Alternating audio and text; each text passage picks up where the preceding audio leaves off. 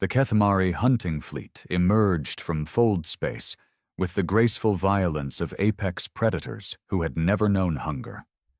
6 bioships, each a living testament to millions of years of evolutionary perfection, unfurled their sensor tendrils into the void. Their hulls pulsed with bioluminescent patterns, not from any conscious design, but from the simple joy of beings who had found prey. Captain Vex Thule pressed one primary appendage against the neural interface of his flagship, feeling the creature's excitement ripple through his nervous system.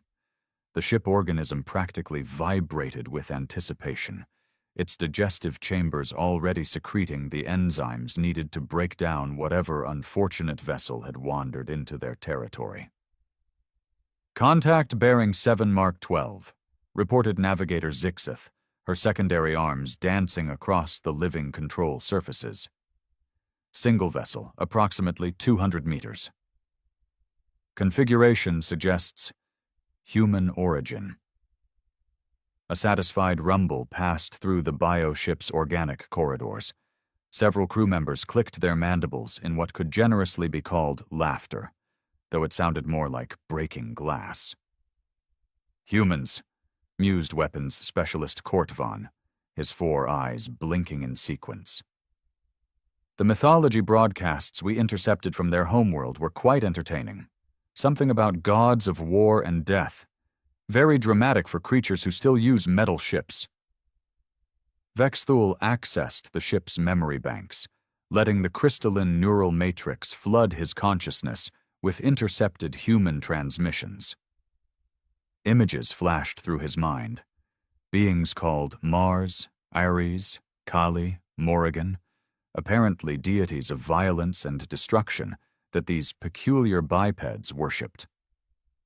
The psychological profiles suggested humans had an unusual fascination with warfare and death, which their xenobiologists found curious for a species that seemed to die quite easily when exposed to vacuum. "Their war god mythology is compensatory behavior," observed Science Officer Yathara, her voice carrying the particular smugness that came from having 3 doctoral equivalents in xenopsychology. "Species that develop elaborate pantheons of violent deities typically do so because they lack actual predatory capabilities. It's psychological projection on a cultural scale." Over 97% of viewers here are watching without subscribing. Don't be one of them. Hit that subscribe button right now and join the journey. Every click helps us grow stronger, and you'll never miss the next epic story. The bioship shuddered with what might have been mirth, or possibly indigestion. These creatures had evolved beyond the need for gods, having become their own divine instruments of consumption. Every cell in their bodies was designed for one purpose: to feed, and to feed efficiently. "Range to target?" Vex Thule inquired, though he could feel the answer through his neural link before Zixeth spoke. 40,000 kilometers in closing. Captain, the vessel appears to be drifting." "Engine failure?" "Negative. Power readings are consistent with operational systems. It's simply not attempting evasive maneuvers." Vex Thule's tertiary brain cluster processed this information while his primary consciousness remained focused on the approaching feast. Perhaps the humans had detected them and recognized the futility of resistance. Their intercepted military communications suggested they were aware of the Kethmari's existence, though they seemed to classify the bioships as hostile unknown biologics rather than proper predators.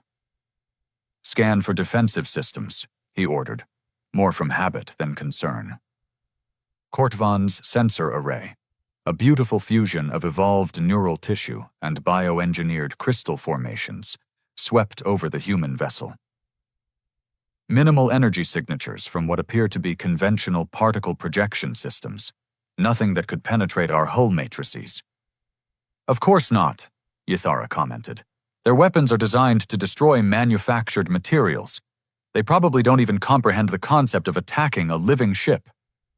The target vessel continued its leisurely drift through space, making no attempt to change course or increase velocity.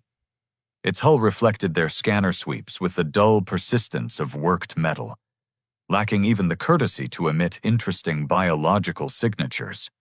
Just another sterile construct populated by creatures who built their tools instead of growing them. "Captain," Zixeth's voice carried a note of confusion. "I'm detecting unusual readings from the target vessel. Define unusual." "The hull composition includes materials I'm not familiar with. There are also some kind of growths? Biological components integrated into the superstructure, but not in any configuration I recognize." Vexthul's attention sharpened. His species had catalogued the biological signatures of thousands of sentient races, from the crystalline Vothak to the gaseous entities of the cerulean reaches. Unknown biological components suggested either a first contact scenario or collaborative technology, both of which could complicate what should have been a simple feeding operation. Elaborate. The biological elements appear to be artificial, engineered rather than evolved, but the engineering principles don't match any known biotechnology paradigms. This was intriguing. Humans were notorious for their crude mechanical approaches to space travel, but the galaxy's information networks suggested they had begun experimenting with organic technologies after several unpleasant encounters with species who considered metal ships to be dietary supplements. "Perhaps they're learning," suggested Kortvan. "Their first attempts at biointegration would naturally be primitive." Or, Ithara added, with the tone of someone revealing a particularly clever insight, "they're attempting to mimic more advanced species. Cargo cult technology. They build something that looks biological without understanding the underlying principles. The bioship's hunting instincts were becoming difficult to suppress. The creature wanted to feed, and its metabolic cycles were already adjusting in preparation for digestion." Vexthul could feel the ship's stomach chambers dilating, acidic secretions beginning to flow, neural networks realigning to process the incoming biomass. "Distance to optimal feeding range?" he asked. 15,000 kilometers, Zixeth reported. "Recommend initiating attachment protocol in 7 minutes. "Any change in the target's behavior?" "None. Still drifting. I'm reading what appear to be routine communications between crew members, but nothing suggesting awareness of our presence." This was unusual. Most prey species detected the Kethmari bioships long before reaching optimal feeding distance, either through their energy emissions or simple visual observation. The massive organic vessels weren't exactly subtle, especially when their hunting excitement caused their bioluminescent displays to flare. "Perhaps their sensors are defective," suggested Kortvan. "Or they're confident in their defensive capabilities," Ithara countered. "Some species develop a false sense of security after limited contact with less sophisticated predators." Vexthul made a decision that felt both inevitable and satisfying. His consciousness merged more deeply with the bioship's neural network, feeling the creature's joy as it received permission to begin the feeding sequence. "All ships, assume standard attack formation. Prepare for synchronized attachment." The 6 bioships moved with the fluid coordination of a pack that had hunted together for decades. Their approach vectors converged on the human vessel like the fingers of a closing fist, each ship's specialized feeding apparatus deploying in anticipation of contact. 10,000 kilometers, Zixeth announced. "Target vessel is still making no evasive moves." 5,000 kilometers. Reading detailed surface topology now. The biological components are definitely artificial, but they're integrated in ways that don't follow standard bioengineering principles. 2,000 kilometers. "Captain, I'm detecting energy fluctuations from the target that weren't there before." Vexthul paused. "Nature of the fluctuations?" "Unknown. The pattern doesn't match any documented technology, biological or mechanical." For the first time in this encounter, something approximating caution flickered through Vexthul's consciousness. His species had dominated the local galactic region for 6 million years by combining overwhelming predatory instincts with just enough intelligence to avoid obvious traps. This human vessel wasn't behaving like prey, but it also wasn't displaying any clear threat indicators. The bioship's hunger, however, had reached the point where rational analysis became secondary to metabolic necessity. The creature needed to feed, and the approaching vessel represented several thousand kilograms of convertible biomass. "Initiate attachment," Vexthul commanded, his decision carried more by biology than strategy. The 6 Kethmari bioships converged on the human vessel with predatory grace, their feeding tendrils extending toward what they assumed would be another routine meal in the vast emptiness of space. None of them noticed the almost imperceptible smile in the energy signature coming from the target vessel's hull. Behind them, fold space rippled closed, sealing off their exit route with timing that was either coincidental or remarkably inconvenient. The first indication that something was catastrophically wrong came when Bioship 3 began screaming. Not metaphorically screaming, which would have been concerning enough, but literally emitting distress calls across every biological frequency the Kethmari had evolved to recognize. The sound translated through the neural links as something between acute indigestion and existential terror, a combination that shouldn't have been possible for a creature designed to be the galaxy's most efficient predator. "Report!" Vexthul's consciousness snapped back from the feeding trance as his flagship's own discomfort flooded through their shared neural pathways. Navigator Zixith's secondary arms were moving across her control surfaces so rapidly they blurred.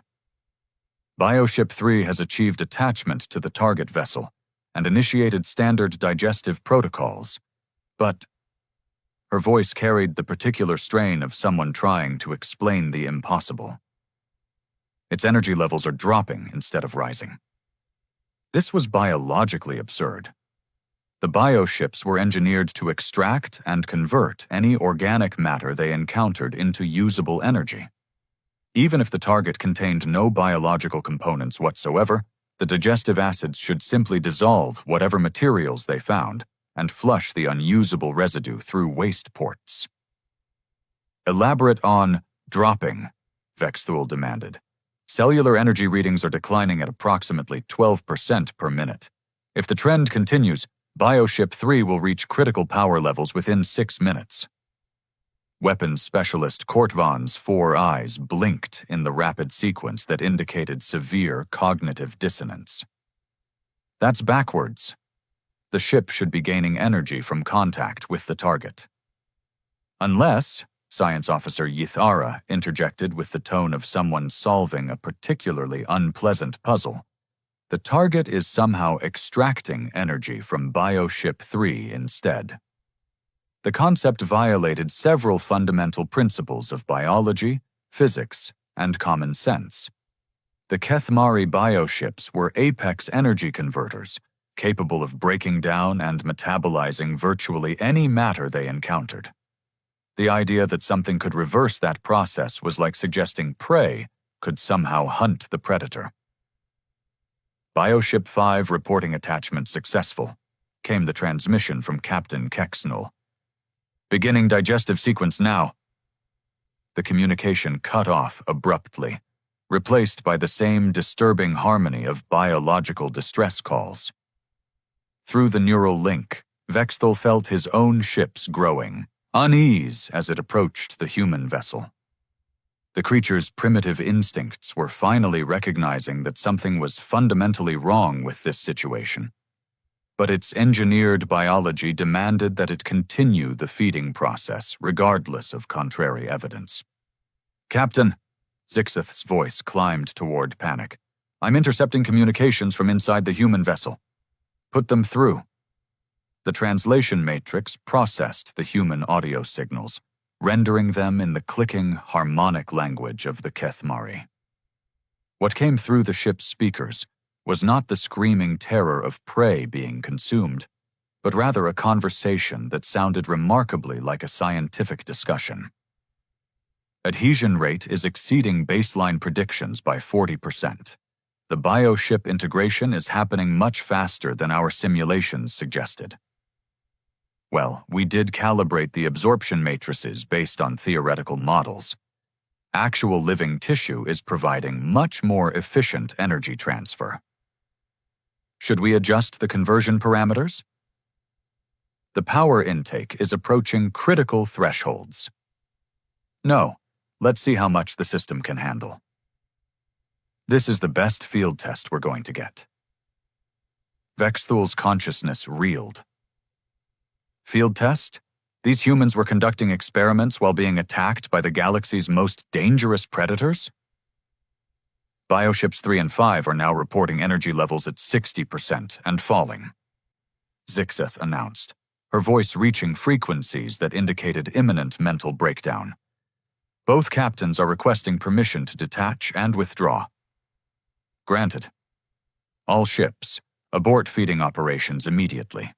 This command should have resulted in the bioship's feeding tendrils retracting from the target vessel and the fleet moving to a safe distance. Instead, the neural link filled with a sensation that could only be described as confused tugging, followed by increasing alarm. "Captain," came the voice of Bioship 5's commander, "we're unable to detach.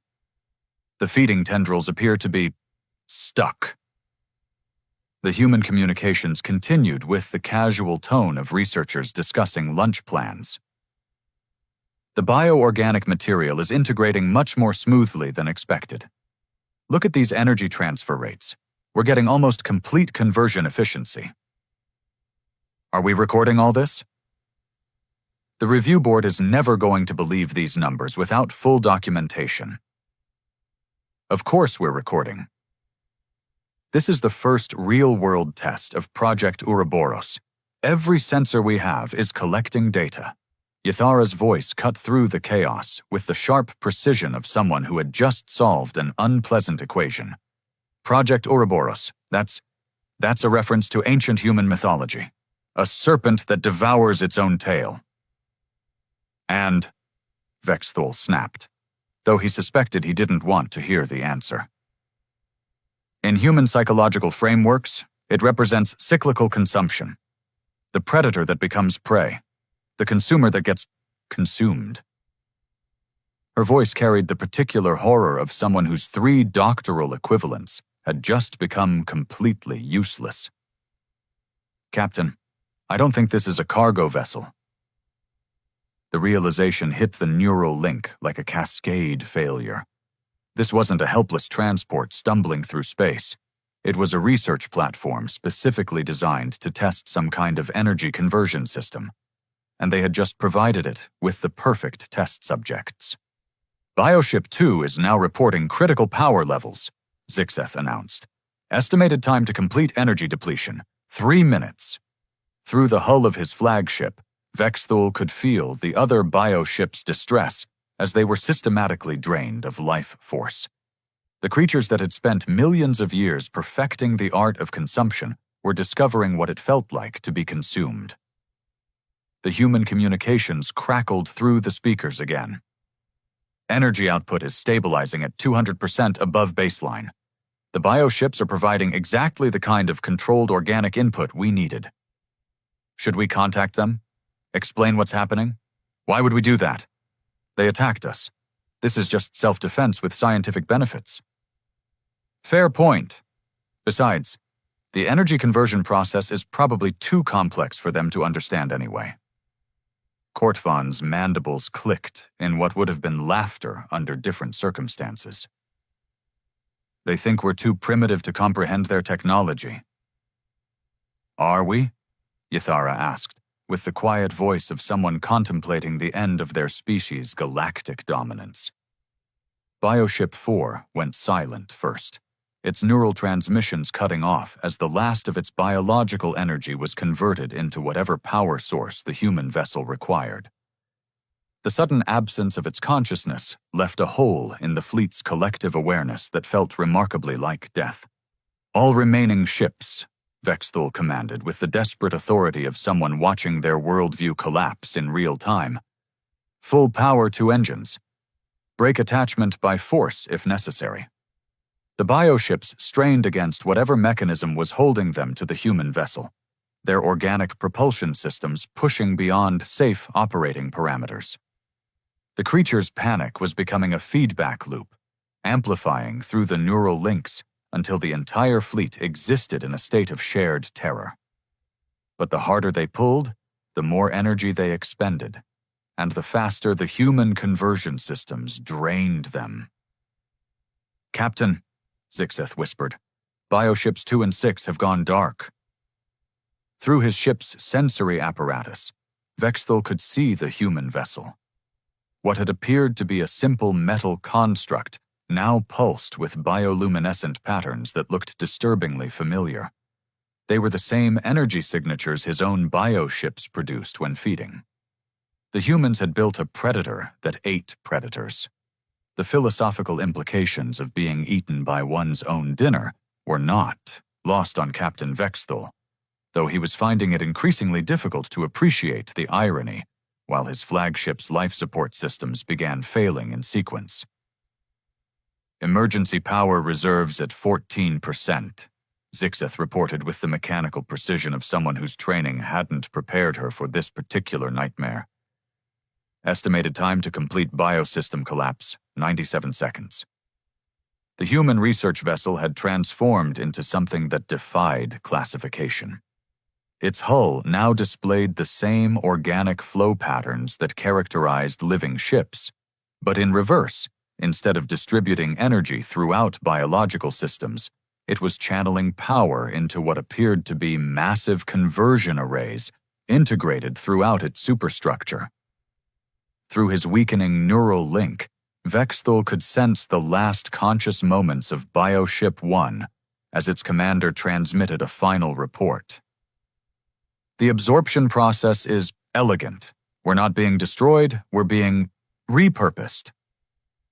The transmission cut off as Bioship 1's consciousness dissolved into pure energy, its million-year evolutionary perfection reduced to fuel for whatever machinery the humans had constructed. "Captain," came a new voice through the communication array. Not Kethmari, but human, speaking their language with the casual fluency of someone who had studied it academically. "This is Research Director Chen, aboard the TSV Synthesis. We're receiving some concerning bio-readings from your vessels." Ythara managed a bitter clicking sound. "They're concerned about our welfare, while systematically converting us into energy." "We'd like to discuss the situation," the human continued. "Would it be possible to establish visual communication?" Vexthul's consciousness was fragmenting as his ship's neural networks began shutting down, but he retained enough coherence to activate the visual transmission system. The main display flickered to life, revealing the interior of what looked less like a starship bridge and more like a laboratory. 3 humans stood around a curved console covered with readouts that displayed energy conversion rates, biomatter composition analyses, and what appeared to be efficiency optimization algorithms. They wore the kind of casual clothing that suggested they had been expecting a routine research mission rather than a first contact scenario. Research Director Chen, a woman with graying hair and the relaxed demeanor of someone who found the universe perpetually interesting, looked directly into the transmission pickup with apparent sympathy. "I want to apologize for the circumstances of our meeting," she said. "We weren't expecting to encounter your species during this phase of testing." "Testing?" Vexthul managed to vocalize, though his ship's translation systems were operating at reduced capacity. "Project Ouroboros," explained one of her colleagues, a younger man whose enthusiasm was only slightly dampened by the fact that they were accidentally committing genocide. "We've been developing a bioenergy conversion system that can transform any organic matter into usable power. Your ships are providing an unprecedented opportunity to test the technology under real-world conditions.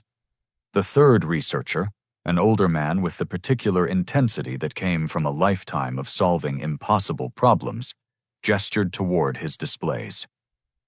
The energy output from your bioships is remarkable. We're seeing conversion rates that exceed our most optimistic projections. You're killing us, Kortvon interjected, his voice barely registering through the failing communication systems. Research Director Chen nodded thoughtfully. Yes, that does appear to be an unfortunate side effect. We designed the system to be defensive. When something tries to consume us, we consume it instead. We didn't anticipate that it would be quite so thorough. Can you stop it? Ithara asked, with the desperate hope of someone clinging to their final moments of existence. The three humans exchanged glances that communicated entire conversations. The younger researcher spoke first. Theoretically, yes. But stopping the process now would waste an enormous amount of valuable research data. We're learning things about bioenergy conversion that could take decades to discover in laboratory conditions. The ethical implications are significant, the older researcher added. On one hand, you did attack us first. On the other hand, you clearly weren't aware of our defensive capabilities. Research Director Chen studied the readings on her console with the expression of someone weighing competing moral obligations. The real question is whether the advancement of scientific knowledge justifies the continuation of an experiment that will result in your deaths. Vexthul's consciousness was now operating on backup neural pathways as his ship's primary brain clusters went offline one by one. Through his fading awareness, he could feel the last two bioships in the fleet experiencing the same systematic shutdown. "We surrender," he transmitted, though the concept was foreign to his species. "We withdraw our attack." "I appreciate the sentiment," Research Director Chen replied, "but the bioconversion process has reached the point where it's self-sustaining. Your ships are now integrated into our power systems. Stopping the absorption would be like trying to undigest food." The younger researcher looked up from his console with obvious excitement. "Director, the energy intake has stabilized at 400% above baseline. We could maintain this output level for months with the stored biomatter." "Are you recording the psychological responses?" the older researcher asked. The transition from predator consciousness to energy source could provide valuable insights into the nature of biological awareness. "Of course," Research Director Chen confirmed. "We're documenting every aspect of the conversion process. This data will be invaluable for future applications."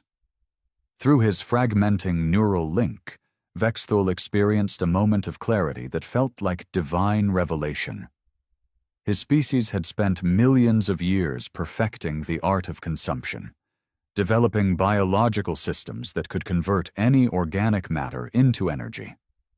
They had become so efficient at this process that they had forgotten what it felt like to be on the other side of the equation. The humans hadn't simply built a defensive system. They had reverse-engineered predation itself, creating a mechanism that turned the act of consumption back on the consumer. "You learned this from us," he realized, his voice barely a whisper through the failing transmission systems. Research Director Chen smiled with genuine appreciation. "Not specifically from your species, but from the general principles of biological energy conversion that predator species like yours have perfected. We simply asked ourselves, what if prey could prey back? The elegance is in the simplicity," the younger researcher added. "Instead of building weapons to fight biological ships, we built a biological ship that fights back." Vexthul's last coherent thought was a grudging admiration for the humans' approach. They had taken the fundamental mechanism that made his species the galaxy's apex predators and weaponized it against them, with the casual efficiency of people solving an engineering problem. The final bioship went dark at 14:27:33 ship time, its consciousness dissolving into the energy matrix of the human research vessel. The TSV synthesis registered the complete absorption with a gentle chime, like a kitchen appliance announcing that dinner was ready. "Well," Research Director Chen observed, reviewing the final data summaries, "that was educational."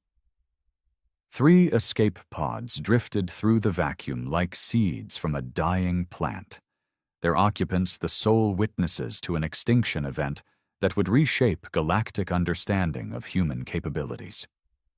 Each pod contained a single Keth-Mari survivor, not by design, but because the emergency evacuation protocols had activated automatically when their bioships began dying. Subcommander Kelthak pressed against the transparent aluminum viewing port of Pod Gamma, watching the human research vessel recede into the distance. The ship now blazed with bioluminescent patterns that pulsed in perfect synchronization, as if 6 million years of Keth-Mari evolutionary development had been condensed into decorative lighting for a species that apparently collected predators as a hobby. Pod Alpha to Pod Gamma, came the transmission from the pod furthest from the disaster site. "Are you monitoring long-range communications?" "Affirmative," Kelthak responded, though he wasn't certain he wanted to know what Senior Navigator Tixwell had discovered. "The humans are broadcasting on multiple frequencies, standard research protocols, data compression, and something else. They're sending reports to their homeworld about what they're calling a successful field calibration." Pod Beta crackled to life, with the voice of science specialist Nixara, apparently the only survivor from her ship who retained enough sanity to operate communication equipment. "I've been analyzing the energy signatures from their vessel. The bioconversion system isn't just maintaining our ship's power output, it's amplifying it. They're generating more energy from our biomass than our ships produced when they were alive." This information should have been scientifically fascinating. Instead, it felt like discovering that death was more efficient than life. "What are our options?" Kelthak asked, though he suspected the answer would be uniformly unpleasant. "Short term, we have enough life support for 6 days, Tixwell reported. Long term, we're approximately 8 light-years from the nearest Keth-Mari colony, which means our emergency beacons will take 8 years to reach anyone capable of mounting a rescue operation. Assuming," Nixara added, with the clinical detachment of someone processing trauma through academic analysis, "that anyone will believe our reports about what happened here." Kelthak accessed his pod's data recorders, reviewing the sensor logs from the encounter. The readings looked like fiction. Bioships with conversion rates that defied thermodynamics, humans casually discussing the ethics of genocide, and energy signatures that suggested the research vessel was now powerful enough to sterilize small moons. "We need to warn the homeworld," he decided. "Compose a priority transmission. Full tactical analysis, complete sensor data, recommendations for future encounters with human vessels." The 3 survivors spent the next several hours crafting what would become the most important and least believed military intelligence report in Keth-Mari history. They documented the humans' bioconversion technology, analyzed the defensive applications, and provided detailed recommendations for avoiding similar disasters.